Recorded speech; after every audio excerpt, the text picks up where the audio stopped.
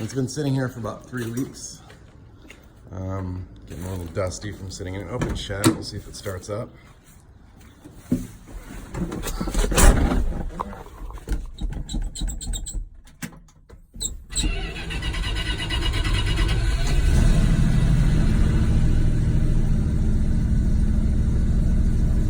Starts up nice and easy.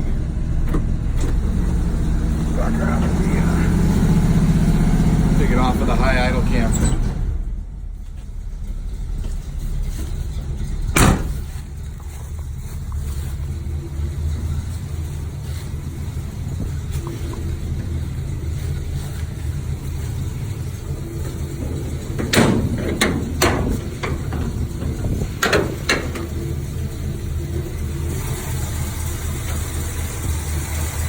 Nice running engine.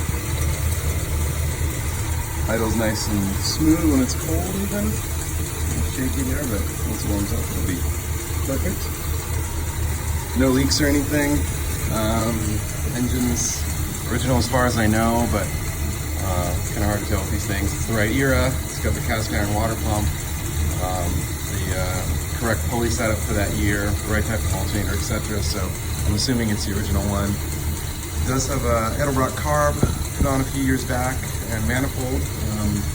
Replaced the old Stromberg. I would say it made a lot of minor reliability and drivability modifications. Has headlight relays have been added, an electric washer sprayer instead of the old pump one that looks on the floor. This is the aftermarket. You can see the aftermarket steering box. It's a power steering box from a company out of California. I don't remember the name. I helped prototype it for these trucks. It works. I don't love it though. At low RPMs, low speeds, the boost kind of falls off, so it can be a little bit, you know, it's just not that nice to drive. It is a huge improvement on the highway. A lot less turns lock to lock, and you know, if you could either swap the pump for something with higher volume, or you know, figure out why it doesn't have that much boost, then might be it would be excellent. You know, there's people on the forums that talk about them as well, and I think there have been a few complaints on the same thing. It's running on a correct Mopar Saginaw pump. You can get new pumps like that, so it's possible that a new pump would give it enough boost. It's got a thermostatic fan clutch added to this. Radiator overflow. It's not original either. It's been added just for drivability reasons.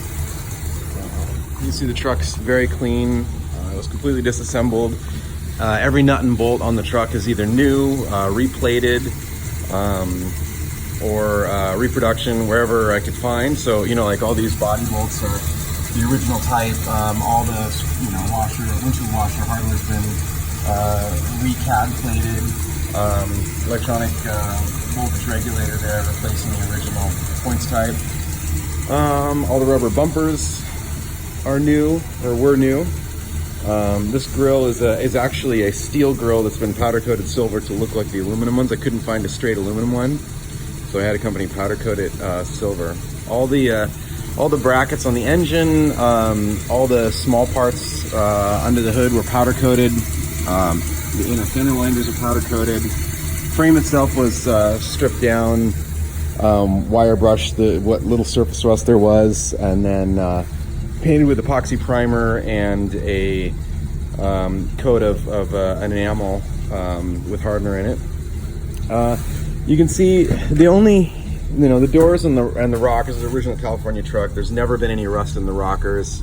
There's never been any rust in the steps or the bottom of the doors. I mean, this is solid, all original steel. The only issue that I've noticed is the corners of the door right here.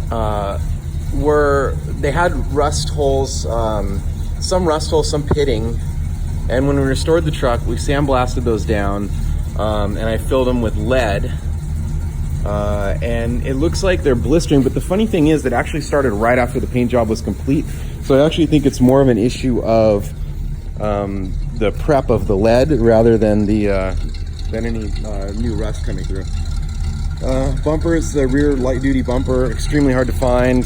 This one I had re-chrome plated when I lived out in California. I had it taken down to Tijuana, chrome plated. Same with the front bumper, it's been replated. Door handles are reproduction, and to be honest, quality's not that great. You can see that the chrome's starting to pit a little bit on them. It's not wonderful. All the badges that were re-chromed at the same time that everything else was done in the body.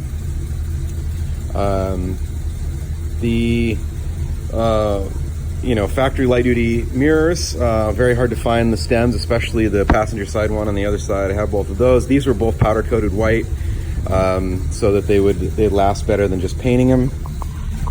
This door doesn't have the same issues of bubbling as the other door, a little bit right here in the front. But again, it was like that right after I finished it, so I think it's more down to my own lack of experience with lead. And you can see there's some bubbling in the top of the driver's door as well. And this area was all, this came from a truck, like a 1970 or 71 truck that had a different chrome package. So we used lead to fill the trim holes, and so that's what leads me to believe that the bubbling is a side effect of the lead we used. Anyway, it's just these spots. The rest of the body is in more or less perfect shape. The bed is beautiful. I restored this truck to use it, and I did use it. So any chips and scratches in the bed are put there by me gladly. This truck had a sliding camper in it for most of its life, so the bed floor is almost perfect. You never see them this nice. It's too nice to cover with bed liner when I first restored it. Now that it's got some years on it, and the paint's starting to get a little faded, you could always do a bed liner or something if you wanted to. I think that would spruce it up. Again, the bed, everything else is in excellent shape. Minimal body work. I have before and after pictures. The paint is starting to get a little faded. It's been sitting in this tractor shed and in a similar one at my dad's place in Missouri since I moved to New York City about 5 years ago, which hasn't been kind to the paint shine, but I think a good buffing would bring it right back out. I did notice there's some chipping here. There's some touch-up paint that goes with the truck. It'd be easy enough to touch up those few spots.